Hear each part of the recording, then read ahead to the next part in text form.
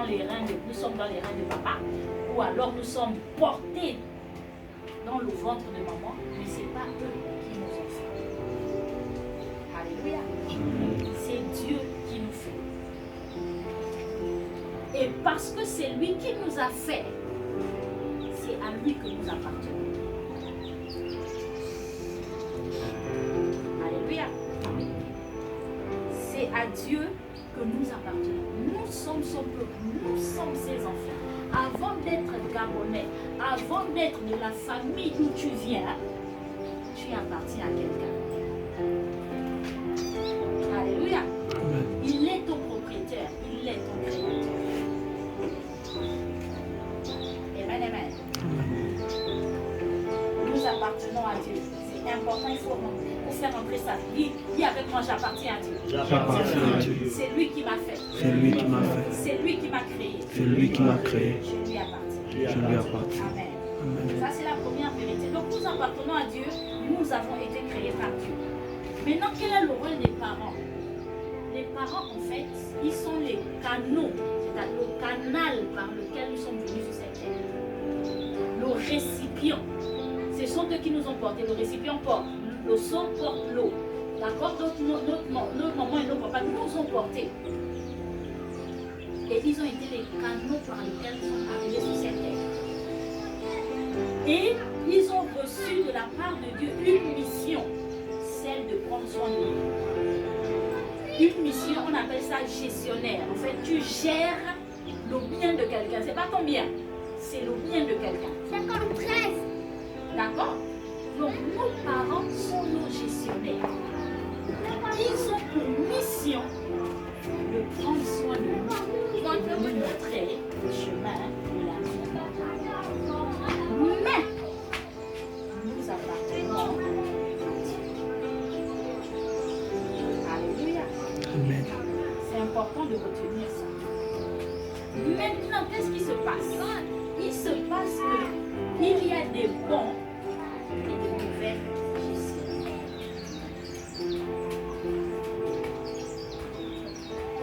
Il y a des parents qui ne savent pas prendre soin de leurs enfants. Il y a des parents qui ne savent pas montrer le chemin. Il y a des parents qui ne savent pas veiller sur eux.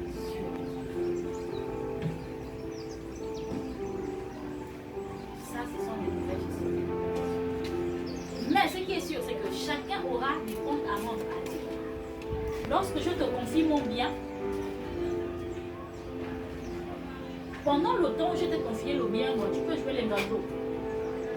Mais à un moment, il y aura un moment où tu devras me rendre des comptes. C'est là où les gens transpirent, donc il faut rendre des comptes. Hein? Donc les parents qui se sont bien comportés, mal comportés, devront rendre des comptes à Dieu. Mais nous appartenons à Dieu. Alléluia. Nous devons respecter nos parents. Nous devons honorer nos parents. D'accord? Parce qu'ils nous ont portés, ils nous ont fait grandir, ils nous ont nourris. On doit les respecter. Mais on doit se rappeler plutôt qu'on appartient à Dieu. Ça, c'est important que vous reteniez ça. Et celui à qui on appartient a dit ceci à un jeune homme qui s'appelait Jérémie, qu'il avait décidé à un moment donné de son époque, il avait décidé, un jeune homme, un enfant, il avait peut-être 10 ans, 12 ans. Il lui a dit, tu vas aller parler aux vieux. Il dit, oh, mais je ne suis qu'un enfant. Il va lui dire, ne dis pas que tu n'es qu'un enfant. Avant de t'avoir formé dans le sein de ta mère. Ça, c'est Dieu qui parle à ce jeune. Avant de t'avoir formé. Donc, c'est Dieu qui nous forme dans le secret. Alléluia. C'est Dieu qui nous forme dans le secret. Lorsque l'on porte un enfant, la mère ne sait pas ce qui se passe dedans d'elle.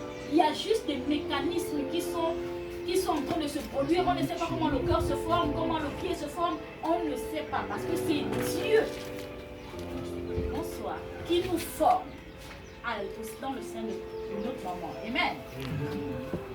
Donc avant de t'avoir, il dit à ce jeune homme, Jérémie, avant de t'avoir formé dans le sein de ta mère, je t'ai choisi et avant ta naissance, je t'avais déjà consacré. Donc, lorsque Dieu nous formait dans les reins de nos parents, dans le ventre de notre mère, il avait déjà un projet pour nous. Amen. Parce que toute création, toute créature est faite pour un but. Celui qui a créé le ventilateur, il a créé pour un but. Celui qui a créé la chaussure a créé pour un but. Celui qui a fait la montre, l'a fait pour un but. Toute créature a un but. Donc, lorsque Dieu te créait, il avait un but avec ta vie. Amen. Donc, retenons que nous lui appartenons. C'est lui qui nous a créés et qui nous a créés pour un but. Alléluia.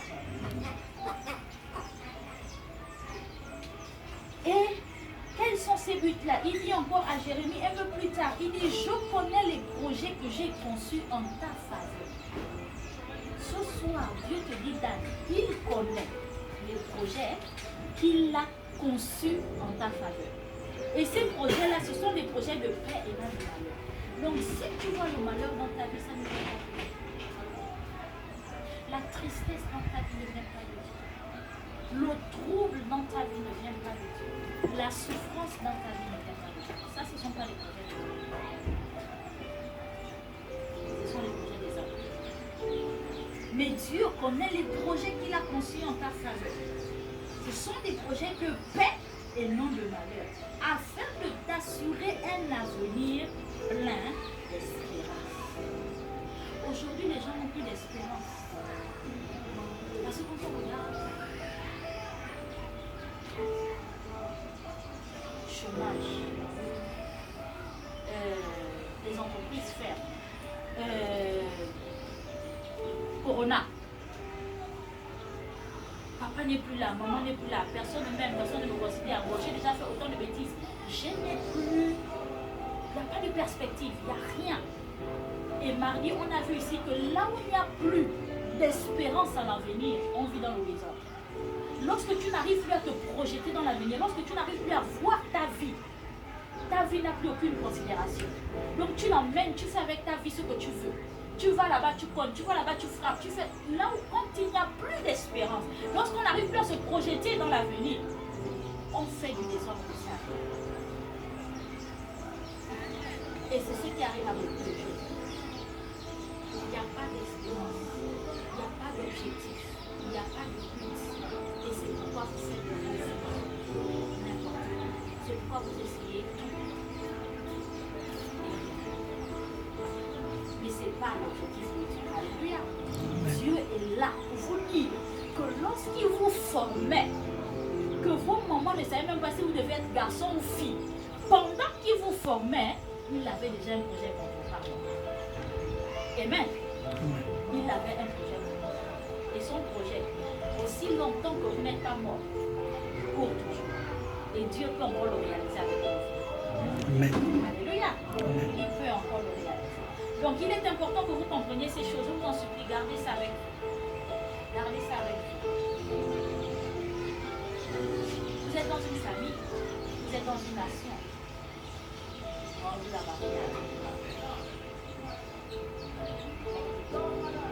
c'est lui votre véritable propriétaire. Donc lorsque quelque chose ne va pas bien dans votre vie, ne vous retournez pas vers le Seigneur. Allez-y vers celui qui vous a conçu. Lui, c'est mieux.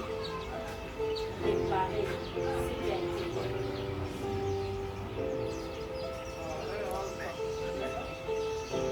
Parce que dans nos vies, parfois, on vit des situations. Tu vas expliquer au grand frère, il ne sait pas comment t'aider. Tu vas expliquer à maman, elle ne sait pas comment t'aider. Tu vas expliquer à papa, il ne sait même pas comment t'aider. Mais celui qui t'a créé, celui qui a créé le téléphone là, s'il y a un problème, si je m'en vais vers lui, il saura. Il ne va pas jouer au Nigérian du quartier. Il va aller directement là où il y a le problème. Il saura quelle pièce il faut changer. Amen. Donc Dieu est celui qui nous a fait. Et lorsque quelque chose ne va pas dans nos vies, ne cherchons pas à nous retourner vers les autres. parce que les gestionnaires eux-mêmes aussi, parfois, ils sont cassés, broyés, désorientés, dépucelés. Eux-mêmes, ils ont été gérés par les mauvais gestionnaires. Donc, ils ont eu une mauvaise éducation et ils transmettent aussi cette mauvaise éducation. Donc, c'est pourquoi chacun doit plutôt retourner vers son Père. Alléluia. Donc, avoir cette connaissance, garder ces vérités en toi, t'aidera à agir différemment dans les situations de la vie. Amen. Et on va voir un jeune homme qui a eu cette connaissance et qui agit différemment. Son nom c'est Jabez. Jabez ou Jabez selon les différentes versions. Dans la Bible, on parle souvent de deux petits paragraphes de vie.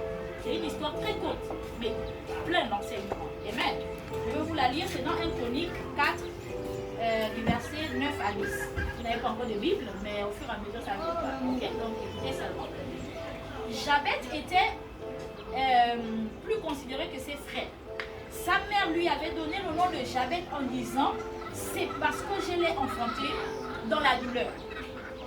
Jabez invoqua le Dieu d'Israël en disant « Si tu me bénis réellement et si tu agrandis mon territoire, si tu es avec moi et si tu éloignes de moi le malheur pour m'épargner la souffrance. » Et Dieu lui accorda ce qu'il avait demandé. Amen. Comme ça, là, on ne comprend pas trop.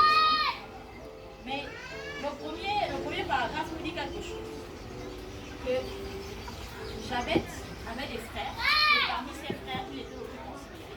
Là, c'est de là. C'est-à-dire, sa mère l'estimait beaucoup, sa mère l'aimait beaucoup. Et on dit que sa mère lui avait donné son nom, Jabez. Il lui avait donné ce nom-là parce qu'elle l'avait enfanté dans la douleur. Donc, Jabez, en hébreu, ce serait souffrance en français. Douleur, misère, chagrin. Amen. Donc la mère. Oh, mais tu fou. Va faire ça. Souffrance. Pourquoi? Parce que elle avait accouché dans la souffrance. C'est vrai, tout accouchement est douloureux. Mais si une mère décide de s'arrêter sur un accouchement, c'est que c'était vraiment compliqué. C'est que là, Jabez lui a vraiment fait souffrir. Tellement qu'elle a décidé d'appeler l'enfant souffrance. Elle a accouché parce qu'elle avait d'autres enfants. Elle a accouché, mais la grossesse de Jabez était compliquée. Tellement compliquée. Elle a dit, je vais appeler cet enfant souffrance.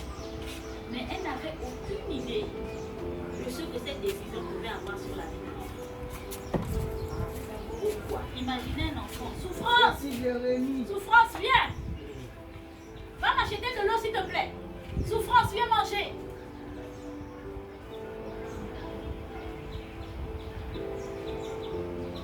Ça veut dire que toute sa vie, on lui rappelait qu'il a fait souffrir sa mère.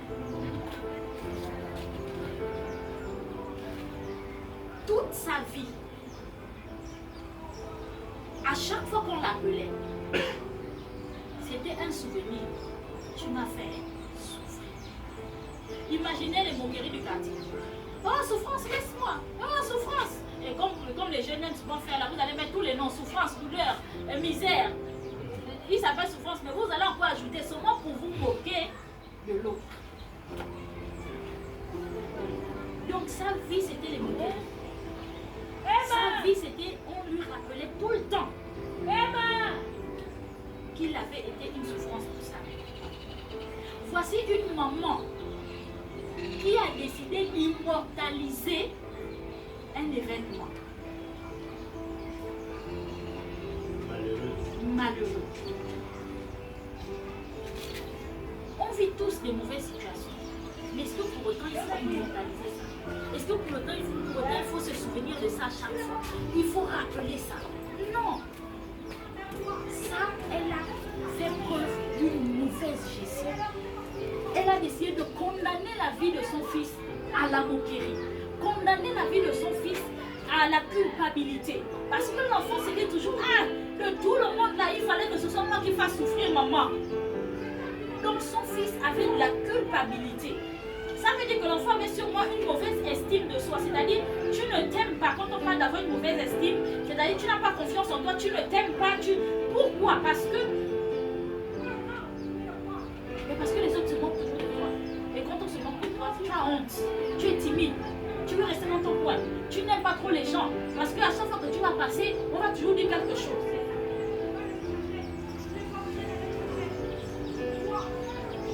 Amen.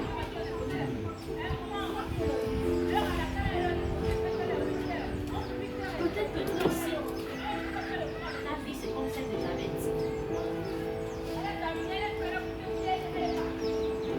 Peut-être que ton histoire aussi est compliquée. On ne t'a pas désiré. On ne t'a pas voulu. Tu as grandi peut-être chez les grands-parents, je ne sais pas. On t'a maltraité.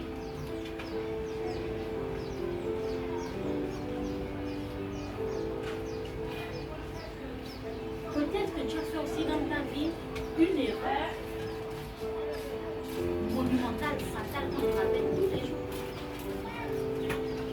Ton père qui a déçu la mère. Ou c'est ton père qui a déçu la mère, comme c'est généralement le cas. Ton père est venu, ils ont fait ce qu'ils ont fait, tu es sorti, et puis le père est parti, et la mère, avec la colère, elle est dans la tête comme ton père, dans les pieds comme ton père, vilain comme ton père.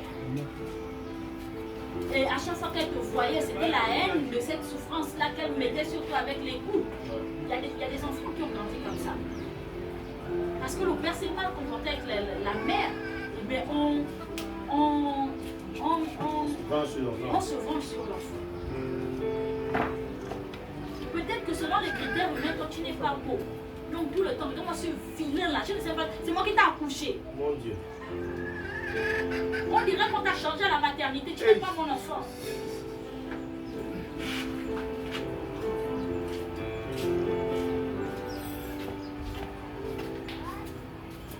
Peut-être qu'il y a une erreur que tu as faite toi-même, qui te poursuit.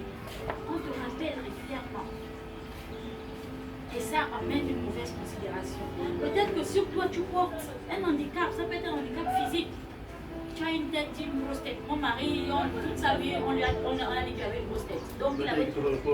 Et voilà, on lui donnait toutes les injures, la tête comme le bateau. Il avait honte de sa tête. Donc il a, toute son enfance, il portait les casquettes. Là. Il portait les casquettes parce qu'il avait honte. Et il se considérait tellement vilain parce qu'on l'insultait toujours. Mais moi, c'est la tête là que je suis tombée naze.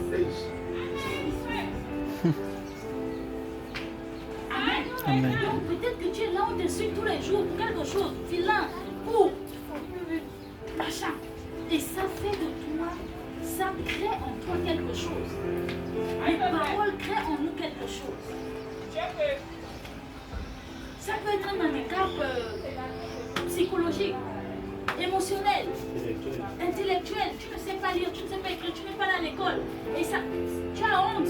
Devant les gens, tu te considères comme un vaut rien. C'est-à-dire que tu n'as pas de valeur. Parce que tout le monde vient te parler le mot français devant toi et tout le reste. Bon, généralement ceux-là qui ont fait un peu les bancs de l'école, ils considèrent les autres comme les moins que rien. C'est pas l'école qui donne la valeur à quelqu'un. Amen. C'est le fait d'être en vie et d'avoir été créé par Dieu. Parce que le mort, il y a beaucoup de diplômes là.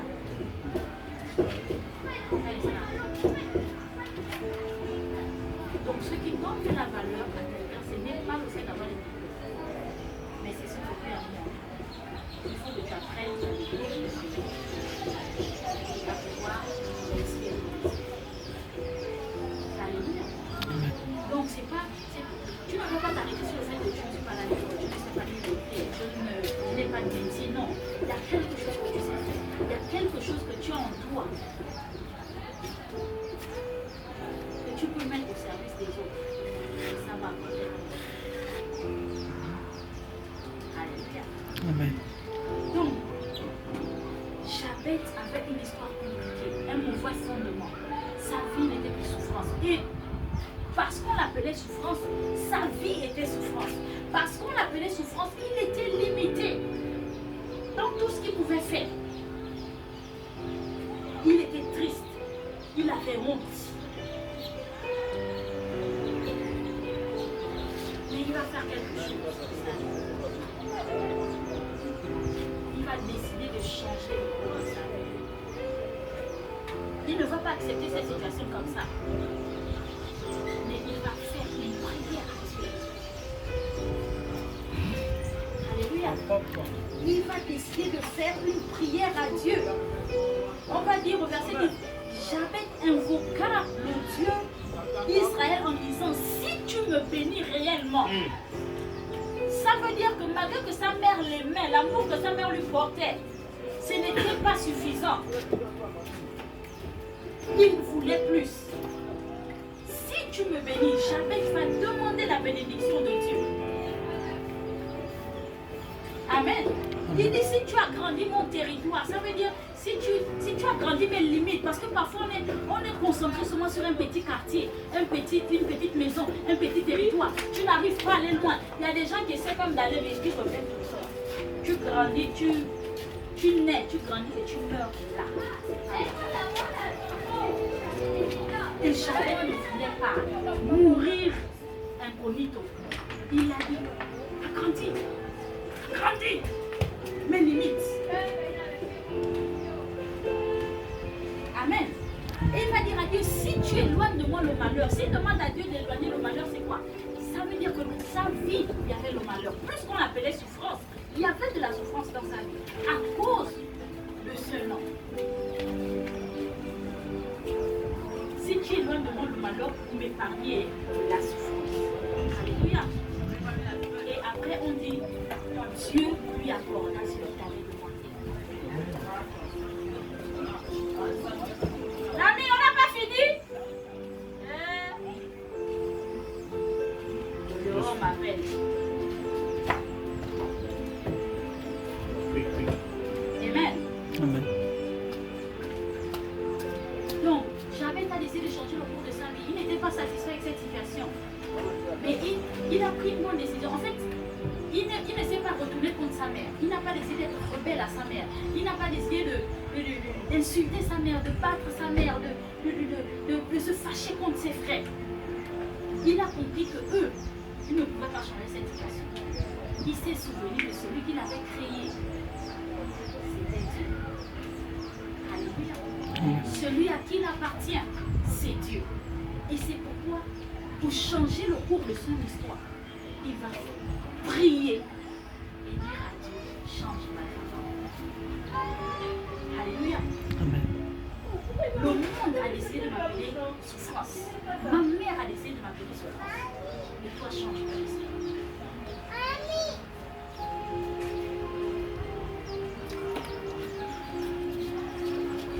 Change mon histoire. Les amis, la prière peut changer le cours de notre histoire. Si dans la prière, tu décides de te reconnecter à Dieu, si tu décides de te reconnecter à celui qui t'a créé, les hommes nous cassent, les hommes nous brûlent, les hommes nous déchirent, les hommes nous emprisonnent, les hommes nous cataloguent, les hommes nous mettent à côté, nous rejettent, nous lancent des pierres. Mais Dieu est celui qui nous tend la main. Dieu est celui qui te comprend mieux que personne. Dieu est celui qui sait réparer ce que les autres détruisent.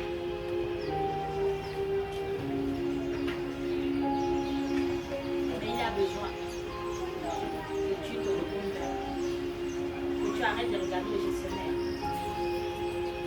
culpabiliser les parents si je ne suis pas sa cause. Vous ne m'avez pas aimé, vous ne m'avez pas élevé. Vous ne comprenez pas. Jabez n'a pas cherché à solutionner ce problème avec ses parents. Il a fléchi ses journées, il a dit Dieu, Dieu, est dans mes limites. Dieu, enlève la souffrance que les autres ont dans ma vie. Et Dieu lui a accordé cela. Ce soir, je suis bénie par la prière.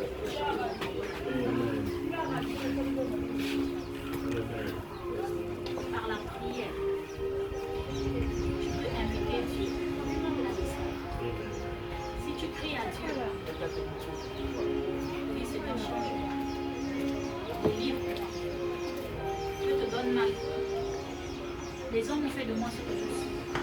Mes erreurs ont fait de moi ce que je suis.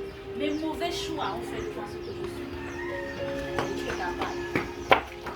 Tu es le Dieu qui m'a créé et qui me connaît mieux que moi-même. Tu peux recoller les morceaux. Tu peux changer les pièces qui sont brouillées, qui sont à changer dans ma vie. Si c'est ton cœur, demande à Dieu de changer.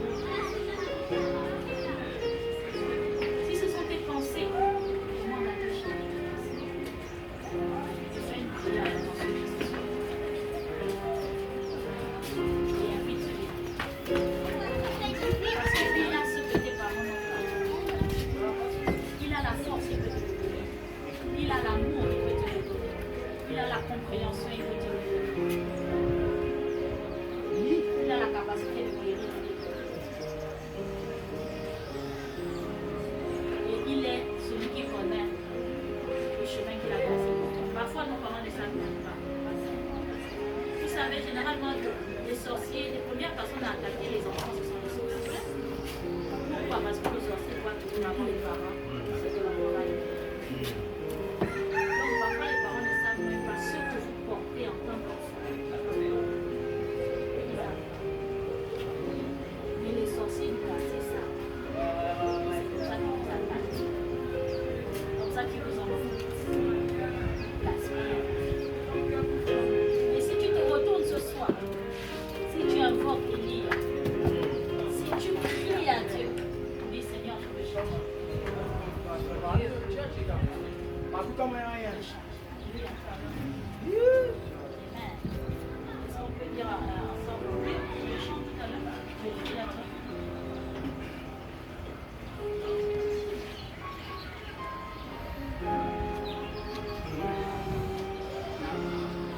On va chanter ces chansons. Et pendant qu'on va chanter ce chant, dis tout simplement à Dieu, viens dans ma vie. Change ma vie. Aide-moi. Viens réparer là où les hommes ont détruit. Viens réparer ce qui ne fonctionne pas. C'est toi-même qui sais ce que tu vis. C'est toi-même qui sais ce par quoi tu passes. C'est toi-même qui sais ce pourquoi tu te bats. C'est toi et Dieu qui savent. Mais je peux te dire seulement qu'il est venu. Parce qu'il a entendu ton cri. Parce qu'il a vu que tu te battais seul. Et seul, tu n'arriveras pas. Mais avec lui, tu feras des exploits. Si c'est ton cœur qui est mauvais,